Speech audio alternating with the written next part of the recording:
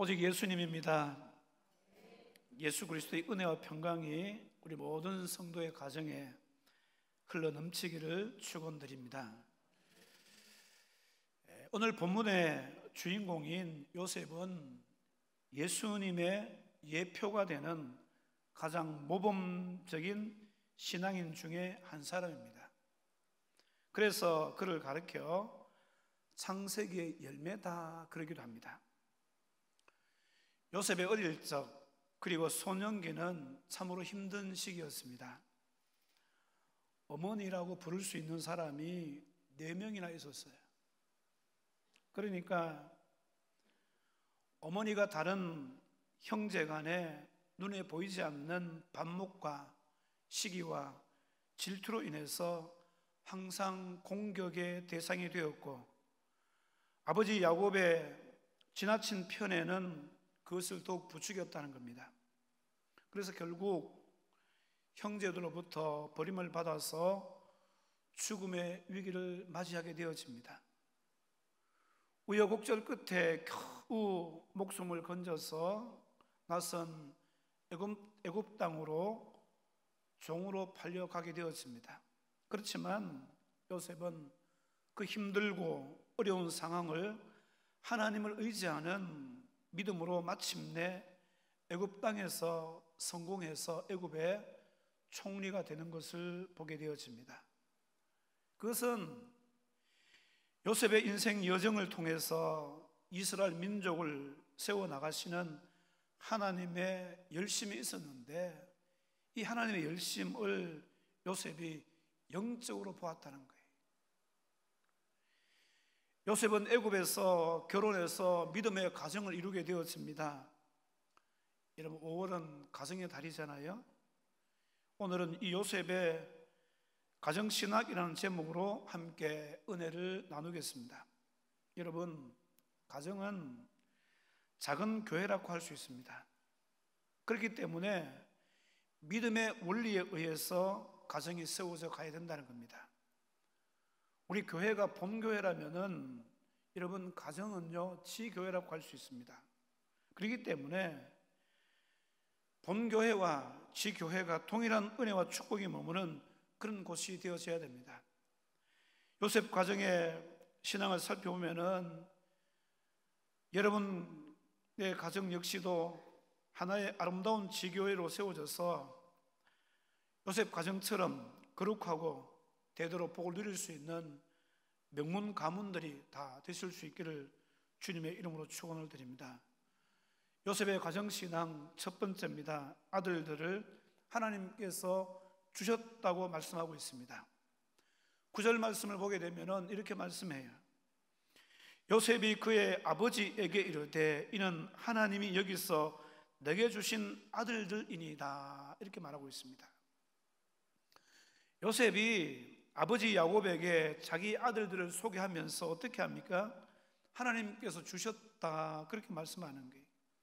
이것은 그가 그 가정을 철저한 하나님의 신앙에 근거해서 세워갔다는 것을 말씀하고 있습니다. 신약 시대로 말하자면은 오직 예수 신앙으로 가정을 세웠다는 거예요. 여러분, 오직 예수 신앙으로 여러분의 가정을 세워나가게 되기를 주님의 이름으로 축원을 드립니다. 여러분, 여러분의 자녀는 누가 주신 것입니까? 누가 주셨어요? 자녀들에게 묻습니다. 여러분은 어떻게 태어났습니까? 부모님이 실수해서 태어났습니까? 아니죠. 여러분, 하나님께서 자녀들을 주신 것이고 하나님께서 여러분들을 부모님을 통해서 태어나게 하신 줄로 믿으시기를 바랍니다. 오늘 본문에서 주신이라는 이 표현이 있는데, 이 말은 히브리어로 나탄이라는 말을 쓰고 있습니다. 나탄이라는 말은요, 맡기다, 위임하다라는 의미를 포함하고 있습니다. 요셉은 자기 자녀에 대해서 자기의 소유나 육적 관계에서 아들, 딸 정도로만 생각하지 않았다는 겁니다. 그는 그들을 하나님께서 내게 주셨으며 맡기시고 위임하셨다, 그렇게 믿고 있습니다. 다시 말하면은 아마 그의 자녀들, 아들들만 지금 있습니다만 딸도 있었지 않겠습니까? 대표적으로 에브라임과 므낫세를 말하고 있는데 이 아들들이 바로 하나님의 것이다 인정하고 있다는 거예요. 여러분, 고대 사회에서는 자녀는 일반적으로 부모의 소유로 여겼어요. 그게 또한 부모의 삶에 있어서 부의 상징이기도 했다는 것입니다. 하지만 여러분, 성경적으로 부모는 자녀를 양육하는 책임자로 또한 청지기로 세움 입었다는 것을 기억하셔야 돼요. 그래서 자녀는 부모의 소유가 아니라 하나님께서 맡겨주신 것이라고 믿어야 합니다. 자녀뿐만 아니라 모든 것에 대해서 여러분 이런 신앙관을 우리가 가져야 될 줄로 믿습니다. 철저한 하나님 신앙, 우리의 모든 소유권이 하나님께 있음을 인정하는 신앙으로 살 때에 하나님께서는 그 사람과 그의 가정을 축복해 주신다는 것입니다. 여러분, 내 거라는 믿음으로 살면요, 거기엔 다툼이 있게 되고 분쟁이 있게 되어집니다. 그리고 그것은요, 오래 가지 못합니다. 하지만 여러분, 내게 주신 모든 것은 하나님의 소유권을 갖고 계십니다. 이 믿음으로 살면요, 하나님께서 역사하시는 거예요. 내 거라고 인정하는 순간에 하나님께서 어떻게 대하시는지 아십니까? 책임 안 져요. 네 거 네가 알아서 해라 그러시거든요. 우리는 하나님이 책임지는 삶을 살아야 되지 않겠습니까? 그게 뭡니까? 자식도 하나님께서 주신 것이요, 모든 것이 하나님께서 주셨다는 것을 믿는 믿음입니다. 요셉처럼 하나님께서 모든 것을 주셨다, 하나님이 나의 모든 것의 소유권을 갖고 계신다, 이 사실을 날마다 인식하고 고백할 줄 아는 여러분 되시기를 주님의 이름으로 축원을 드립니다. 여러분 보세요. 시편 127편 3절 말씀에 이렇게 이야기합니다. 같이 한번 읽어보실까요? 시편 127편 3절 말씀입니다. 같이 한번 읽어보십니다. 시작.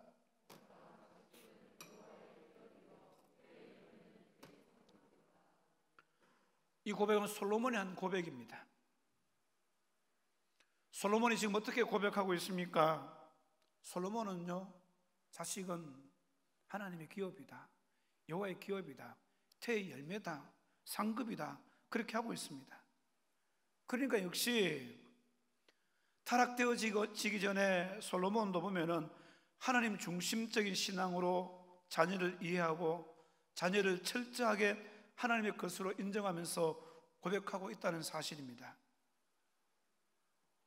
여러분, 요셉이나 솔로몬은 이스라엘 민족들 가운데 성공한 인물로 대표되어지지 않습니까? 요셉이 애굽 땅에 이집트 전 세계를 지배하고 있었던 이집트의 국무총리가 되었다. 솔로몬이 여러분 전 세계에서 가장 부자였던 그런 왕이었지 않습니까? 여러분, 요셉처럼 성공하시기를 원하십니까? 자녀들이 또한 그렇게 되기를 원하십니까? 솔로몬처럼 부와 귀를 누리기를 원하십니까? 그렇다면은 요셉과 솔로몬처럼 하나님 신앙의 근간 믿음의 가정을 세워 나가셔야 돼. 그리고 그것을 자녀들에게 물려줄 수 있는 부모가 되셔야 되는 것입니다. 바라기는 우리 모든 성도들이 요셉과 솔로몬처럼 살아서 하나님께서 책임져 주시는 인생 되어져서 형통케 되어지고 번성케 되는 축복을 누릴 수 있기를 주님의 이름으로 축원을 드립니다. 두 번째는 요셉이 야곱에게 절을 했습니다. 12절 말씀입니다. 요셉이 아버지의 무릎 사이에서 두 아들을 물러나게 하고 땅에 엎드려 절하고 이렇게 말씀합니다. 요셉은 오늘 본문에 보니까 이 아들들을 물러나게 하고 두 아들이 보는 앞에서 아버지 야곱에게 땅에 엎드려서 절했다는 거예요. 이것은 요셉이 철저한 효도신앙으로 가정을 세워갔음을 의미하고 있습니다. 절이라고 번역되어진 단어는 히브리어로 사화라는 그런 단어를 쓰고 있습니다. 엎드리다 또는 복종과 경의를 표하다, 이 말이. 요셉은 하나님을 섬기듯이 부모님을 존중하고 사랑하였음을 알 수 있습니다. 다시 말해서 요셉은 아버지 야곱을 하나님의 대리자로 생각했다는 거예요. 그래서 그 아버지를 바라보고 섬기고 존경한 것입니다. 여러분, 우리도 부모님을 대할 때에 그렇게 대해야 됩니다. 효도는 물론 인륜에 있어서 중요하기도 하지만은 천륜입니다. 당연히 성도들은 요셉처럼 하나님을 섬기듯이 부모님을 공경해야 될 줄로 믿습니다. 요셉이 철저한 효도 신앙으로 가정을 세워나갔듯이 우리도 그 같은 모습을 통해서 가정을 세워갈 수 있는 성도가 되어져야 된다는 것입니다. 지난주에 이어서 반복해서 말씀을 드립니다. 부모 공경은 명령이에요, 명령. 이런 부모 공경하셔야 돼요. 10계명 중에 몇 번째입니까? 5번째 계명입니다. 이 말씀을 계속 반복적으로 하게 하신 이유가 뭘까? 제가 한번 생각해 봤어요. 아마 지난주에 부모 공경의 말씀을 받고 부모 공경을 안 하신 분들이 계신 것 같아요. 혹시 공격하신 분 계시나요? 회개하셔야 돼요.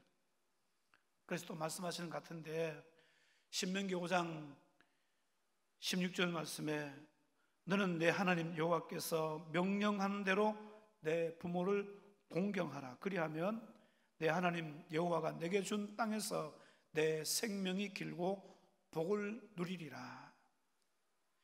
대인관계에 있어서 가장 첫 번째 계명이 바로 효도 계명입니다. 이것은 하나님 경외의 계명과 직결되어지면서 대인관계를 세우는 최우선적인 명령이라는 거예요. 더욱이 효도 계명에서는 땅에서 장수하며 복을 누린다는 여러분 축복이 추가되어져 있습니다. 대인관계에 있어가지고 이런 복을 포함한 계명은 하나도 없습니다. 그렇기 때문에 효도는 하나님이 주신 명령이자 계명이자 우리를 향하신 하나님의 축복의 약속이라는 사실입니다. 신약에서 예수님께서 말씀하시잖아요. 이 부모 계명에 대해서 말씀하시면서 이를 어기는 자들에 대해서 심판을 선포하시는 거예요. 마태복음 15장 4절에 보면은 하나님이 이르셨으되 내 부모를 공경하라 하시고 또 아버지나 어머니를 비방하는 자는 죽임을 당하리라 하셨거늘, 이렇게 말씀하셔요. 다시 말씀드리면 부모를 공경하지 않고 도리어 회방하는 자들은 죽어야 한다고, 그것도 반드시 죽임을 당할 것이라고 강조하고 있습니다. 그러므로 부모 공경은 우리가 축복받기 위해서만 아니라 저주와 멸망에서 건짐을 받기 위해서 반드시 우리가 지켜야 되는 명령인 줄로 믿습니다. 이것을 통해서 우리 하나님께서 천지의 창조주이심을 나타낼 수 있어야 된다는 거예요. 한번 생각해 보세요. 부모 공경하라는 말씀도 지키지 않으면서 어떻게 여러분 우리가 하나님이 세상을 창조하셨다는 말씀을 믿을 수 있겠습니까? 그렇기 때문에 여러분 모든 말씀들은 다 통하는 거예요. 부모 공경하셔야 돼요. 부모 공경해야 잘 되고 장수할 수 있습니다. 중국 초나라의 최고 효자로 손꼽히는 노래자라는 사람을 잘 아시지 않습니까? 이분은 70세가 되어서 부모님을 기쁘게 하기 위해서 색동 저고리 입고 부모 앞에 재롱을 부렸다는 거예요. 비록 고대의 한 일화이지만은 우리는 부모를 기쁘게 하고 부모께 효도하는 아름다운 모습을 분명히 본받아야 된다는 것입니다. 이것이 바로 성경에서 하나님께서 자녀된 우리에게 요구하시는 바이며 우리 하나님의 축복 속에 살면서 잘되고 형통한 길이며 우리 가정을 바로 세우고 최후 천국의 축복을 받아 누리는 지름길이라는 것을 여러분 기억하셔야 됩니다. 에베소 6장 1절에서 3절까지의 말씀을 보더라도 자녀들아 주 안에서 너희 부모에게 순종하라. 이것이 옳으니라. 내 아버지와 어머니를 공경하라. 이것은 약속에 있는 첫 계명이니 이로써 내가 잘되고 땅에서 장수하리라. 이렇게 말씀하고 있습니다. 이처럼 성경은요, 항상 여러분 효도에 대해서 말씀할 때에 신앙과 연결 짓고 말씀하는 거예요. 따로 분리해서 이야기하지 않습니다. 그렇기 때문에 여러분, 효도라는 것은 신앙인의 본분이며 또한 의무라는 것입니다. 말 그대로 계명입니다. 그렇기 때문에 반드시 지켜야 된다는 것입니다. 요즘 보면 부모에 대해서 함부로 대하는 자녀들이 많잖아요. 부모가 무슨 표적도 아니고 적도 아닌데 그렇게도 진자리 마른 자리 갈아 누이고 열나서 아프면 밤새 옆에서 간호해주고 뭐라도 해먹이고 싶어가지고 땀 흘려 일해서 키워주면은 부모를 공경하는 것이 아니라 공격하는 사람들이 있는데 이런 자들은 하나님께서 기뻐하지 않습니다. 요셉은 자녀들 앞에서 부모님께 절을 하며 공경했다는 게, 오늘 여러분 젊은 부모님들이 별로 안 계신데요, 우리 청년들이 나중에 결혼하고 부모가 되면 분명히 기억하셔야 돼요. 자식들도 보면요, 보고 자라지 않습니까?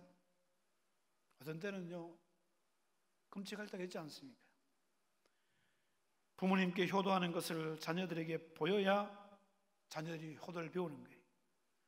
부모에게 함부로 하게 되어지면은 나중에 자녀들이 자라서 부모에게 함부로 할 수밖에 없어요. 그러면 그 가정은 대대손손 축복을 받는 것이 아니라 복을 받지 못한다는 사실입니다. 부모 공경해야 이 땅에서 장수하고 복을 누린다고 분명히 말씀하고 있지 않습니까? 그렇다면은 이 말씀에 대해서 확신을 가지고 철저하게 효도 신앙 위에 가정을 견고히 세워서 우리 모든 믿음의 가정들이 믿음의 명문 가문을 이룰 수 있기를 주님의 이름으로 축원을 드립니다. 부모들은 그 위에 부모들을 잘 공경하고요, 자식들은 부모 공경하는 그 부모를 보면서 배워야 된다.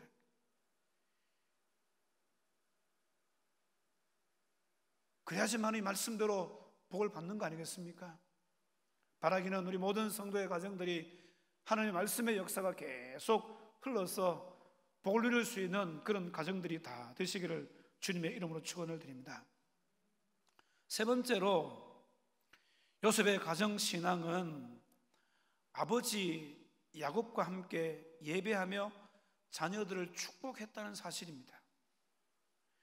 오늘 본문 15절과 16절 말씀을 보면은 이렇게 말씀하고 있습니다. 그가 요셉을 위하여, 그는 야곱을 말합니다. 요셉을 위하여, 아들이죠.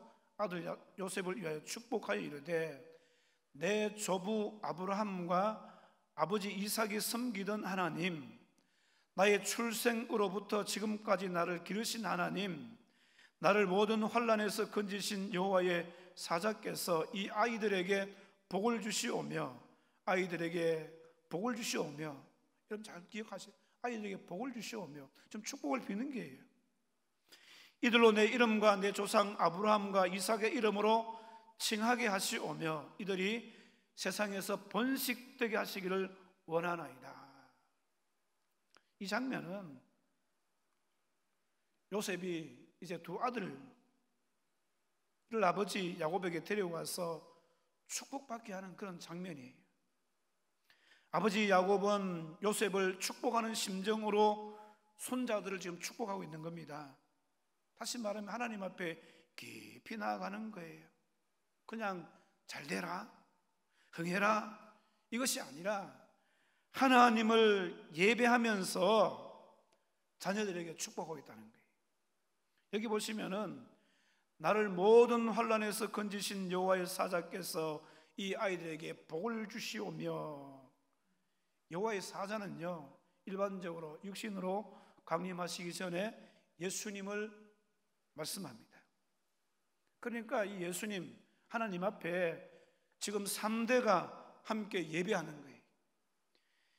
여러분, 우리 모든 믿음의 가정이 3, 4대가 함께 예배하는 가정이 되시기를 주님의 이름으로 축원을 드립니다.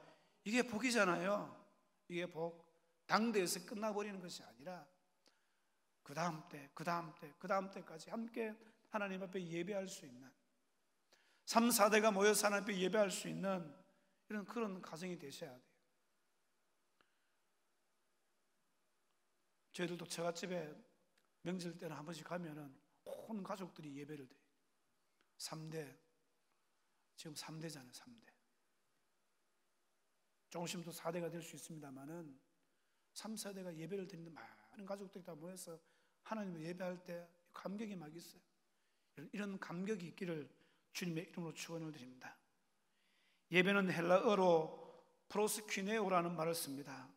뭐뭐에게라는 의미의 프로스와 입맞추다는 의미를 가진 퀴네오가 합쳐진 그런 단어라는 겁니다. 이는 예배가 하나님을 향하여 나아가는 것이며 하나님을 사랑하고 하나님을 존경케 하는 의미를 갖고 있음을 뜻합니다. 사랑하는 성도 여러분, 하나님은 사랑과 경외의 마음으로 자기에게 나아가는 자를 사랑하시고 축복하신다는 사실을 기억하셔야 됩니다. 그렇기 때문에 여러분, 예배는 하나님께 기쁨이 되고 우리가 하나님을 존경케 하는 일이라는 것을 여러분 기억하셔야 돼요. 당연히 이것은 하나님께서 기뻐 받으시고 우리에게 복을 베푸시는 통로가 되어진다는 것입니다. 요셉은 하나님을 예배하되 그 아버지 야곱과 자식들과 더불어서 예배했습니다. 그리고 그 아버지 야곱을 통해서 자기 자녀들로 축복을 받게 했다는 것입니다. 이로써 요셉은 예배를 통해 자녀들로 하여금 축복을 받게 하는 가정을 세우게 된 것입니다. 창세기 48장 5절에 우리 읽지 않았지만 그 위에 보시면은 요셉은요, 자신의 두 아들이 야곱의 다른 아들들과 동등한 영적 축복을 받아 이스라엘의 지파를 형성하게 될 것이라는 약속을 이미 받았어요. 내가 애굽으로 와서 내게 이르기 전에 애굽에서 내가 낳은 두 아들 에브라임과 므낫세는 내 것이라, 르우벤과 시므온처럼 내 것이 될 것이요, 이렇게 말씀하잖아요. 잘 아시다시피 이스라엘은 12지파가 있습니다. 그렇죠? 그런데 요셉 지파는 없어요. 요셉 지파가 없어요. 그런데 요셉에게 2배의 기업을 주는데 요셉 자신에게 주는 것이 아니라 두 아들 에브라임과 므낫세에게 주시는 기업이라는 사실입니다. 요셉은 자식들이 복을 받게 하는 통로 역할을 지금 감당하고 있다는 거예요. 그래서 실질적으로 그 약속을 따라 축복을 받게 하기 위해서 아버지 야곱에게 두 아들을 이끌고 가서 예배 가운데 이 두 아들이 축복받도록 그렇게 하고 있는 것을 보게 되었습니다. 우리는 요셉의 이러한 행동 속에 자녀에 대한 진정한 사랑의 행위가 무엇인지를 발견할 수가 있습니다. 즉, 자녀에 대한 부모의 사랑의 행위는 자녀가 하나님께 가까이 나아가 축복을 받도록 인도해야 된다는 거예요. 사랑하는 성도 여러분, 우리의 모든 자녀들이 하나님 앞에 나아가서 예배하며 그 자녀들이 하나님 앞에 복을 받을 수 있도록 우리가 통로 역할을 감당할 수 있어야 될 줄로 믿습니다. 이게 여러분, 우리 모든 성도의 가정을 여러분 세울 수 있는 근거가 되기를 주님의 이름으로 축원을 드립니다. 세상 사람들은요, 자녀들에게 많은 공부를 시켜주고 재산을 많이 물려주는 것으로 자녀에 대한 소임을 다했다고 생각합니다. 그 이유는 재산과 지식이 세상살이에 편안함을 준다고 믿기 때문에 그렇습니다. 그렇습니다. 실제로 재산과 지식은 세상을 사는데 많은 유익을 줄 수 있습니다. 그러나 아무리 재산과 지식이 많다 할지라도 그것이 자녀에게 생명과 참 만족을 가져다 줄 수는 없다는 거예요. 영혼의 때를 위해서는 지식과 재산은요 아무 필요 없습니다. 천국이 여러분 돈으로 갈 수 있는 데입니까? 천국이 지식으로 갈 수 있는 데입니까? 아닙니다. 여러분, 천국은 오직 예수로 가는 줄로 믿습니다. 그렇기 때문에 여러분, 오직 예수로 하나님께 나아가서 예배하는 자가 될 수 있어야 된다는 거예요. 그렇기 때문에 오늘을 사는 우리 믿음의 가정에는 반드시 영적인 우선순위가 정해져야 될 줄 믿습니다. 세상 사람들이나 믿는 사람들은 똑같이 세상을 돈으로 지식으로 사는 게 맞습니다. 그런데 다릅니다. 세상 사람들은 자신의 쓸 것을 자신이 일해서 벌어먹고 산다고 생각해요. 자기 힘으로 산다고 생각하는 겁니다. 그렇기 때문에 예배하지 않습니다. 그러나 믿는 사람들은요, 그렇게 생각하면 곤란하다는 거예요. 다시 말씀을 드립니다만 우리에게 속한 모든 것이 하나님 앞에 있기 때문에 우리가 하나님을 예배하고 하나님을 높여드림으로 우리의 일 가운데 함께 하시고 물질의 복과 건강의 복을 주셔서 내가 그것을 누리고 있다는 사실로 깨달아서 살아야 된다는 겁니다. 땀 흘리고 열심히 일해서 살면 땀의 결실은 믿는 사람이나 믿지 않는 사람에게나 똑같이 있습니다. 그렇지만 여러분, 믿는 사람은 믿지 않는 사람과는 생각이 달라야 된다는 거예요. 믿지 않는 사람은 자기 힘으로 산다고 생각하지 않습니까? 그 결실을 자기의 노력의 결과라고 생각합니다. 거기에는요, 감사가 없어요. 내가 노력해서 땀을 흘렸기 때문에 감사가 없어요. 그러나 믿는 사람은 하나님 주신 힘으로 땀 흘려서 하나님이 주신 결과라고 생각하는 것입니다. 그래서 땀 흘려 얻는 결실이 감사한 거예요. 그래서 믿지 않는 사람은 이 땅을 살면서도 감사가 없는 영혼이 메마른 삶을 살게 되어지지만은 믿는 사람은 비록 이 땅을 살지만 영적으로 부유한 천국 백성으로 살아가게 되어진다는 것입니다. 따라서 성도는 자녀들에게 일시적인 만족과 유익을 주는 세상적인 것보다는 하나님 앞에 나아가서 하나님을 예배하며 생명과 참된 만족을 얻을 수 있게 하는 영적인 삶의 우선순위를 둘 수 있는 그런 삶이 되어야 될 줄로 믿습니다. 요셉은 다음 세대 자식을 위한 믿음의 통로 역할을 잘했다는 거예요. 자신의 희생적인 사랑을 통해서 자식들을 믿음의 반열 위에 세워놓은 것을 보게 되어집니다.